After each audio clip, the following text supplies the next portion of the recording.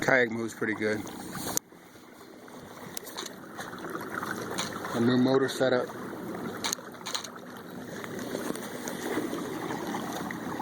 Dual cables, one on both sides. Dual pedals. The pedals are kind of primitive right now, but they work. They work very well. Left, right, left. I got springs on the back, tension together, so it's kind of, no matter what way you turn it, it'll hold its position.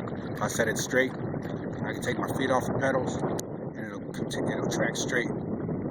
I can even lean a little bit to turn myself if I have to. This is just the beginning of my setup. I just got the kayak 2 weeks ago. Got this trolling motor off Craigslist. Actually, no, I'm sorry. A friend of mine sold me this trolling motor, 50 bucks, 43-pound thrust. Thing cruises. I'm gonna buy a gel cell blue top battery next week. Just cut down my weight a little bit, but I'm still right around 245. I still got about another 30 pounds to go. With my fishing gear, I still have another 15 pounds to go.